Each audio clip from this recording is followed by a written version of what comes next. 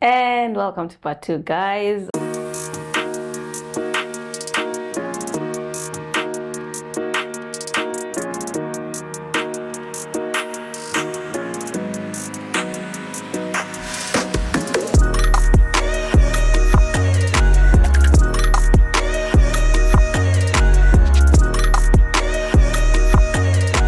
We are getting so much from this gentleman Bo by the name Fredrickson. Bo. You can call me Boo before we are over. Oh, Boo! And yeah, let's just continue hearing from him, his experiences living in Kenya. Now that he's told us that he's a chef. Yes. What do you think about food in Kenya versus food back at home? Well, as people who have seen the first part of the show will know, I have been lucky to have a good life Yeah. years ago, and I traveled the world, and I've been having food as a passion since my parents took me to Spain, and we have paella and we have typical Spanish dishes. I started to drink wine when I was 14. I was invited to drink wine with my parents at the table. They got me drunk in Spain, drinking gin and orange juice, and they got me so drunk that I didn't touch alcohol for 3 years. I do think that it was actually intentional. Okay. Parents, that's good parenting. But that probably, I think that rose my interest in foreign food, etc. Yeah. Of course, Denmark, Scandinavia has since risen to be among the best food countries in the world. But as I started to cook for people and started to charge people for cooking, and later got a few gigs and jobs, I think I prefer to cook what we consider Mediterranean food kitchens, or Okay. Italian. What inspires the Southern France. Mediterranean? Oh, it's just the use of greens. I think fish and greens. So vegetables, good cheeses. Not so much meat based as in maybe in Kenya, but and not so much chili based. I love chili. I have chili in most dishes I cook, but it's not something that's typical. And I think especially Italian do not do a lot of spices. They just make the food taste what it should taste like. Tomato tastes like tomato. Yeah. Olive oil contributes whatever you need. Basil contributes whatever you need. But they do not put chili or whatever in there. Like the spices. Certainly not, no. But I think my cooking style is French or Italian, and that's probably because it's the kitchen I adore the most, yes. Okay. But I've been happy and lucky to travel to Australia, to France, to England, to anywhere, and try the best of restaurants. So money you spend on food and restaurants do not come back, but they do, if it's good, they do leave a memory in your soul and in your system. Yeah. Also the service level and the knowledge of the people who are treating you kindly in a restaurant. I can say in Kenya, I've had a few good meals. I had many that was not what I expected. Have you had nyama choma? I had nyama choma. Nyama choma I like, but I like it to be tender, and it's not always tender. So Okay. I've been fighting. You have to fight with I've it. been fighting with the guys on the street. You give me the tender, or I come back with the meat. I mean, I can be such a bitch. And going to Kempinski, for example, when I first came here, I had a little money, and I actually stayed at Kempinski a few times. Villa Rosa Kempinski, and for service, they are among the best hotels I ever stayed in. Yeah. They are just training their staff better than anything else I've experienced in Kenya. So if you have money to spend on a date, you're not going to expect a lot of quality of food. It's okay, it's nothing outstanding, but the service and the whole experience and coming to Kempinski, maybe for afternoon tea, fantastic. Oh, nice. For food, I have tried, what's it called again, Motura, and How was it? it will never be my favorite meal, but I could actually eat it. I don't understand your passion for Ugali, but I know you grew up with it, and I tried to fry it for some friends, because it actually the system. you cut it in shapes of French fries, and you fry it in olive oil, and you add salt and pepper, and it's actually very good. But the Kenyan audience did not like that. You have murdered You it. have massacred our National dish. national dish. But I think it's This food. yeah, I probably will be. But it's a matter of course, of culture and growing up with it. But no, I mean, you can have good food in Nairobi. I think I had the best. I think I had in sushi and etc. And in Inti, the big beautiful building. Yeah. But I'm not familiar with the level of good quality restaurants these days, because I've seen, and may I be gourmet political here, I've seen on what's it called, TripAdvisor, best restaurants in Kenya. Number 1, 2, 3, 4, 5 is CJ Karen, CJ here, CJ here, CJ here. All of them are the best restaurants in top 10. And I have never, ever been happy at CJ's. Never. And I think that you can manipulate these rating list. You know, if you're a big community, you can have your restaurant in number 1. You know, just get followers and put them in there. Yeah. I do not believe those charts anymore. I don't believe them anymore. So, of course, you know, when you come to our restaurants, we'll have like 98 dishes that we can do, and of course, we have we want to make them as a mixture of the westernized and both local. But where do you think we are slacking as a country in terms of our culinary experience, of hotel experience? I think a lot of things is actually happening in Kenya right now. So if you look at new restaurants, there's something new popping up everywhere all the time. And I was put together. I'm actually also a food critic, and I'm also a, what do you call it, a consultant. Yes. Because I do know my hospitality and food level. Yeah. Not being bragging about it, but I feel I do because I tried a lot. Yes. So I put in contact with a lady, and she had her plans, and I gave my input, and she finally sent me the menu. She just opened here in Nairobi, and she's a friend of a good friend, and said, you know, you said you were going to be adventurous. You're writing sentences on the front page. And this is samosas and blah, blah, blah, blah, blah, blah. So, yeah, but I want to go safe in the beginning, which I understand. You want to go safe, you want to have the best sellers. And she was actually doing very well. And I said, what I can say is I'm so happy that you only have 6 starters or 10 main dishes and 4 desserts. You kept the menu to a minimum, because all restaurants in Kenya, on an average level, not all restaurants, but on an average level, having 70, 80, 90 dishes. I said, why? How can you have a kitchen making 18, 90 different dishes up to a good quality level? You can't. There's no chance. So narrow it down. Narrow it down. 10 starters, 10 main dishes, 4 dishes, 2 kid dishes. That's all you need. And make it and make it better, you know, make it stand out, make the arrangement, better plating, better taste, whatever. You cannot have a stock even that can last 90 dishes without losing money. Either you serve bad food or bad stock, or you lose money because your food gets rotten in your fridge. Huh? So keep it simple, folks. And I'm not up to par with the statues these days. I love the Oysters place. I'm not a fan of oysters, but they did some very nice dishes in the Village Market Oysters Bar. It changed owners. But I think you have a lot of new stuff happening. So I adore the grilled fish, you know, where you eat everything. What's it called? I don't know what you call it, but grilled fish that you do. You buy it on the street. I like that. Oh, yeah. Whole fish. What's the fish called? Tilapia. Yeah. So it's not that I'm not enjoying the culture. It's just for food, no. For people, yes. Nice people. Of course. Bad pool players, but nice people. And but food, I have yet to see the revolution of food in Kenya. Sorry. It takes time, and especially like where we're coming from, like in my culture, we want your potatoes and a bit of meat in there, and 14 gallons of water. And there you get an added visitor in the middle of making that meal. We add another gallon, and of course potatoes is my ugali. Huh? Potatoes is my ugali. Is the ugali? Yeah.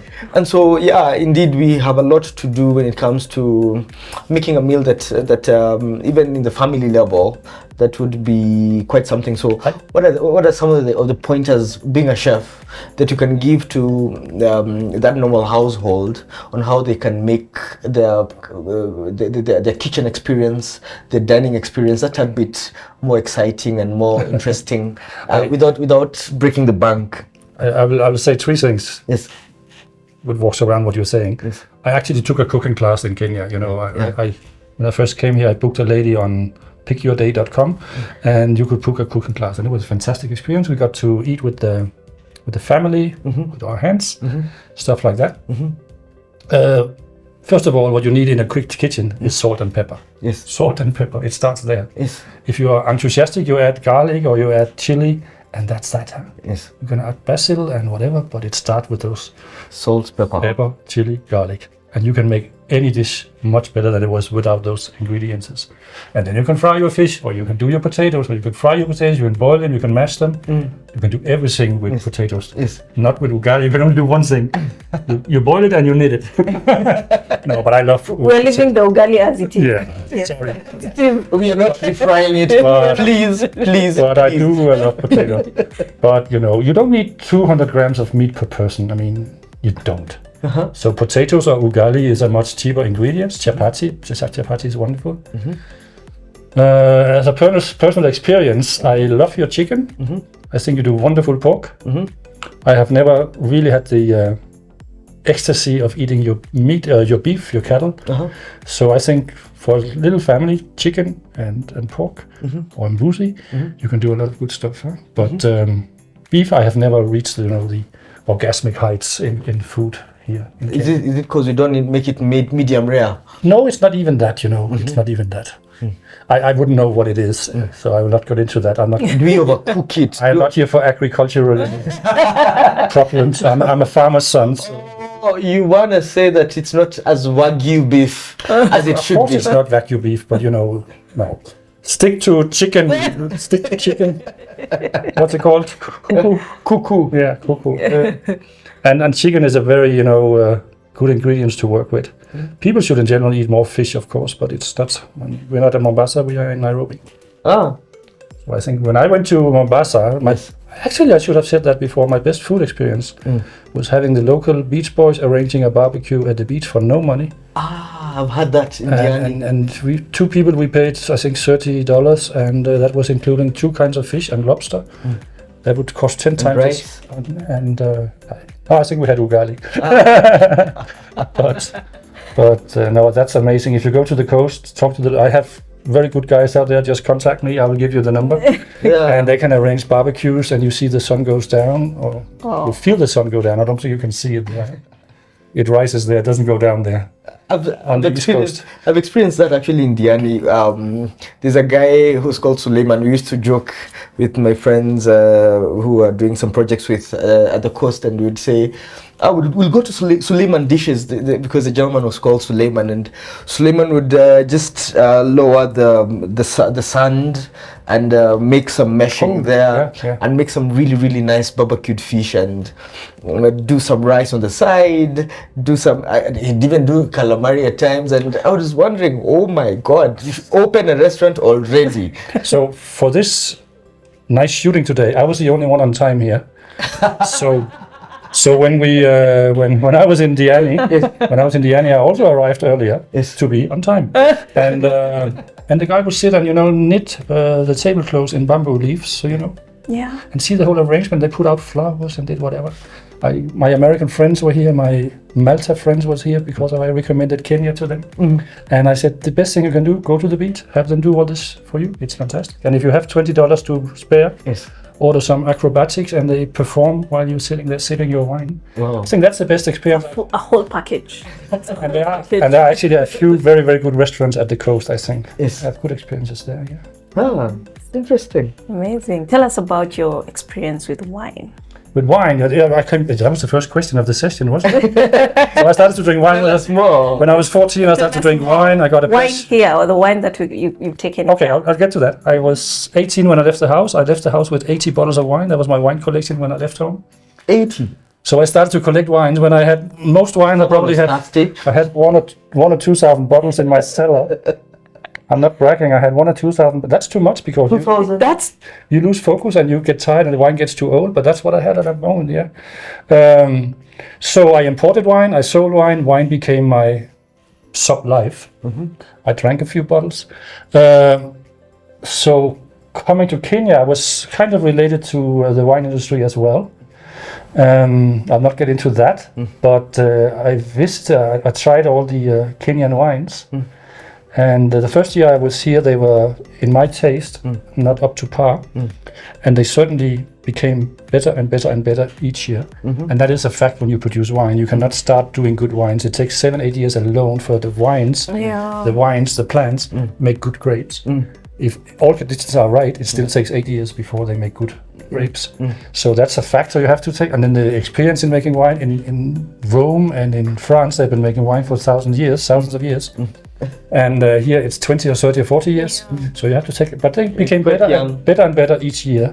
I do know that Kenyans like their sweet wine, and in Europe we drink sweet wine as a dessert wine, and it's a fortified wine. It's a different way of making sweet wine. Yeah. So I can enjoy a sweet wine, but I do not enjoy. May I name 4 streets and 4 cousins? But dry wine is also on the rise in Kenya for sure. It is. Yeah. So the business I was doing some voluntarily work for, they actually try to teach the Kenyans about drinking the beauty of dry wines. Yeah. And dry You had a wine. winery? Sorry. You were running a winery? No, not a winery. No. Let's leave that. Yeah, but I have experience with Kenyan wines, and they're getting better every year. Okay. So it's called Lesha. Yeah. Oh, Yeah. But I was not involved with that at all. There's another Kenyan derived one in the UK. Okay. It's called Muratelia, which comes from our local Muratina. Never seen that. Yes. But that's a From great honey. a great part. Oh yeah. Then I had it at the organic farmers market in Karen. Yes. There was a person selling this honey beer. Yes. Yeah. Very nice. Very strong. Yeah. Quite. Strong is good. Yeah. It's better than weak. So one thing I can say, I'm not here to promote companies, but you have 1 or 2 cheese companies. Yes. And they actually do. I know Kenyans do not eat cheese, but they are doing very, very nice cheese. Okay. So there's actually a cheese factory outside Limuru. Which one is this? What is it called? Now I forgot the name, but there are 2 big ones. And you can plan a visit there and have a small tasting of wines with the cheeses. Very, very nice place. We should. We should. We should. We will. We should. We will. I think they're closed now. Yeah, I told them the other time you have to- this place, and by 4 they closed, and I was like, Yeah, you have to book 3 weeks in advance to get there. I think they're pretty booked out when they have these tastings. Sorry, what did you say? What was your question? No, Just like being I was married. complaining that the last time. He asked a question in West and I answer in East. Why are you home late? So yeah, I know cheese and wine go really, really well together, and it will take time for us to know how to savor and to interpret wine on its own. Like, it opens up well in the glass. It has character. Temperature. The temperature. is very important. Yeah. So if too warm wine, you can throw it out. I mean, really. It goes for both white and red. Yeah. But I thought. And it differs from grape to grape. It differs, if certain grape this temperature, certain type of wine this temperature. So which wine should I take? Chilled? Which one should I take at room temperature? Generally, if it's a white wine, it should be more chilled than a red wine. But a Pinot Noir, a red grape, should be served at 14, 15, at the most 16 degrees. And a Cabernet Sauvignon, which is a more heavy wine, should be served at 16, 17, 18. Never ever more than 18 degrees. Slap you. but here's a little thing I can say. Room temperature is the right wine for red wine. Depending on the grape. But room temperature used to be 17, 18 degrees back in France 50 years ago. So room temperature was 17, 18 degrees. But now room temperature is, 30, 35. at least 25, 22. I don't know. Oh, anything between 25 and 30 with global warming and climate change. But hey, who's counting? Exactly. You're just enjoying the heat.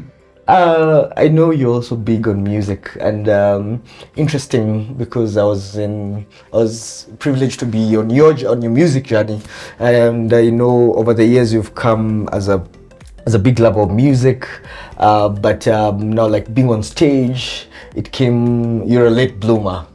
Look at you, bro. But I really like your performances every time I hear you do your Neil Armstrongs and Louis Armstrong, not Neil Armstrong. Louis Armstrong. Yeah, but I used to be very shy. I used to stutter when I was a child, and performance in front of people was a struggle. But now standing in karaoke bars here in Nairobi is not a problem for me to sing at my level for 60 people. I really enjoy that. Yes. And I'm a music lover, and I'm more a lyric man than a rhythm man. So I really enjoy good lyrics. Yes. So I grew up with Bob Dylan, Beatles, John Lennon, and Johnny Cash, and all that stuff. Yes. Pink Floyd, Bruce Springsteen. Yes. But it doesn't mean I'm not, open to new music genres. I enjoy Eminem when he's good. He's fantastic. I like 50 Cent. I like Rihanna. Beyonce is overvaluated in my opinion, but Rihanna has a fantastic voice. Yes. Come for you. Miley Cyrus, she has an annoying voice when she talks, but when she sings like an angel. I mean, I really It's because her grandmother is Dolly Parton. What do you expect? I did not know that. Now you do. I know her father was Ray Cyrus, and he had a hit called "Don't Break My Heart, My Achy Breaky Heart." Yeah. When I grew up in the 80s or whatever, 1980s, and no, I think she's fantastic. So there's good music still produced. I love Sauti Soul. I mean, there's good music here as well. Yeah. I'm not into Amapiano. It's too much for my brains. Ah. But I do love music. I grew up with music, and I have had many CDs and LPs and whatever cassette tapes. You would not know what that is, but I had all formats of music. We would know. I think the biggest invention in life was probably in humanity was probably the wheel being invented, and after that I considered the iTunes playlist fantastic invention. But now of course Spotify has taken over. Yeah. But music is fantastic. Yeah. So met any music icons in your life, in your 38 I was able to cook for a few icons, Danish icons, so Danish rock stars. I was actually able to cook for them when they visited Luxembourg. I met Bruce Springsteen. I saw Bruce Springsteen 49 times live in concert. He's getting old now, so I probably will never see him again. I was lucky to meet him a few times. He's a fantastic human being. So, humanity and character is how you treat people that can do nothing for you. So how he treats his fan, because I can do nothing for Bruce Springsteen, he still greets me like when I see him, like I'm his biggest fan. I know there's probably many other of the same kind. So take two. What is character? What character is? Yes. That's how you treat people who can do nothing for you. In return. I like that. Yeah. Amazing. And it goes with the pass forward, Pass it forward. Be kind to people. Yeah. They're kind to you, be kind to somebody else. Here's a little thing. When I have money in my pocket and I see a beggar, I'm not shy of giving a buck. But I must admit, if they play an instrument, there's a bigger chance of giving a buck. I love the fact when they play. Because they've gone out of the way. And actually, music on the streets of Europe, any bigger city, will have a guy from Russia or a guy from Kenya or whatever sitting there and playing music. And it gives a bit of culture to the whole ambience. Yeah. So the cultures that are forbidding music and dancing are dead cultures, in my opinion. They have no right to exist. People should dance and dress, and sing whatever they want to do. Yes. I hate people being limited by culture or religion or anything. Yes.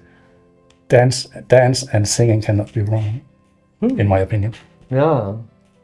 That is beautiful. That's profound, yeah? Oh, now I got too deep. Or what? Deep is good. We're all about deep here at Left Coast 254. But actually, we pop up sometimes, Harry and me, and we sing a few songs. I met you through singing now. Yeah. Do you want to sing? No. Let me maybe when the cameras are rolling down. Yeah. Oh, and it's quite something. Even see you do some renditions for when you do it Wanjiko. We do the what's it called? Shallow. Shallow. Yeah. Every person I've sent that video to, is that your girlfriend? Said, no, we're just putting on a show and we've done it a few times. But really, that's among the best songs we do. She does, I do, we do, I think. There's also Yellow. And there's Yellow that we do, but I don't think one time we nailed it. But good songs are hard to kill. Yes. But no, Coldplay is a fantastic group. Coldplay is on the next level. Now I feel like singing, but should I? No, we let it go. We can sing on Friday. Yes. Oh, cool. So in Kenya, apart from Sauti Sol, who are actually breaking up. Oh, are they breaking up? Yes, they are. They are. But then they're going to have indivial careers, aren't they? Yeah. They've already started. I actually do not know other Kenyan music. Yeah. Sauti Sol. Oh, they're doing bad for themselves. No, but I'm very conservative. I mostly listen to. I have 450 songs on my favorite playlist on Spotify, but it's mostly music from the last 50 years, and there is a Sauti Sol song, and there is this and that on it, but it's everything. My music taste is very diverse. So other than Eric Clapton, who is like your greatest music icon in the whole world? And that's Bruce Springsteen. It is Bruce Springsteen, but a sucker for Bruce. But I do believe that David Gilmour from Pink Floyd, when he sings like an angel. And a good voice and good lyrics are very important in my opinion. Well, not even a good voice, a standout voice. I mean, you can't claim that Bob Dylan has a good voice, but he's still very, in my opinion, very interesting to listen to. And Leonard Cohen's a Canadian. He died a few years ago. He was 80 years old when he wrote a song called "I'm Your Man." He wrote a song called "I'm Your Man," and it's very sensual and it's very, very sexy. And I think he was 80 or 83 when he wrote that song. So I still have a chance to write a good song. Yeah. You have like... If you don't know it, check it out. I'm Your Man, Leonard Cohen. Yeah, I'm Your Man. Yeah, but he sings very deep. Okay. So it's not for you, Harry. Yeah, it's for Annette. Oh, interesting. So there's a lot we've picked from you. So, for example, like at this point, if you were to give someone advice, like life advice in terms of what you've experienced, the wide array of different places you've been to, what would you tell that young man, that young lady in Kenya in the 254 on how to live your life in the lenses of your eyes? Well, in Kenya, it's not so hard as it would be in Europe, because I would have to first tell my kids, be humble, be correct when you approach people you don't know, elderly, whatever. In Kenya, I think you all have that in your culture, that you respect the elderly and you are nice to people you don't know and all that. So I think you are ahead of us, or you have not reached the stupid level we have reached. So you don't need anything there. But be humble in life. Good times come and good times go. I earned a lot of bucks and I spend it all on good experiences, and there's nothing wrong in that. But if you can, and you're not a weak person like me, save a buck for a rainy day. So there's going to be people next to you that could use the money when they go to hospital, when they have a kid, when they have a funeral. So be easy with your money. If you ever get the money, be easy on them. Respect your partner in a relationship. Communication is very important. So keep talking. If you're not happy and you seek your happiness elsewhere, keep talking. Tell why you're not happy, and maybe there's a chance that you can resolve the issues. So no matter what relationship you're in with your parents, with your partner, with your kids, keep talking. Other advice from an old man? No, I don't know. I listen to good music. Drink a dry wine. Definitely. Yeah, and you can take care of your health. You know, there are issues in life with your health as well. So you can get mental issues, depression, anxiety, all that stuff. Been there, done that. So that happens too. So be there for your partner if you can. If you can't, make sure he or she gets the help they need. Okay. Yeah. Basically, maybe work on the self, and of course, it's very important. The only thing that can actually help if you have those conditions are mainly yourself. You can be medically treated and it can help, but it doesn't take away the issue, the problem. But it's not, I've been there, done that. It's not easy to do it yourself. I could not do it. I needed help from somebody else. So, you know, like some triggering, some pointing towards that. But of course, I know that every form of healing is self-inflicted. The same way every form of disease is self-inflicted, and so if you're bringing it to yourself, then you can heal yourself. And if you can. This human anatomy is such a genius mechanism in terms of that, and so maybe centering yourself, maybe calming yourself more often, maybe reducing on the stress levels. But what do I know? I'm still young. You're still a baby. No, but be easy on life. Be easy. You know, take it easy. It's my ex-wife always said, it's never that serious. Of course, it's sometimes serious, but it's never that serious. Life goes on. Life goes on. No matter what we face. Life goes on. I will even survive this evening with you guys. Huh? That you have. Life goes on. Life goes on. Oh, amazing. It's been an amazing 20 minutes. Yes. A lot of nuggets, wisdom. A lot of take homes. If you have not taken anything home, please rewatch it. Rewatch it. You will find something. And what do you say, Harry? I say, Bo, it's always a pleasure. and this was really, really nice. Of course, you'll have to give us like one parting shot that will be like our takeaway assignment. Wow. I think I'll use them all. You better go back to your chest of nuggets and give us one last one. But indeed, it was such an experience. And Life Codes, we want to experience the whole diversity of who we are as a race, who we are as a people, so that even as we are here in the 254, we can make ourselves the best versions of who we really are. And it's exciting, Annette, being on this journey on this. And so, Bo. I have 2 comments then now. Life is too short to drink bad wine. And make love, not war. Awesome. Drops mic. That's it. Drops mic. Karibu Kenya. That is awesome. Nice having you. Asante. And see you on the next episode.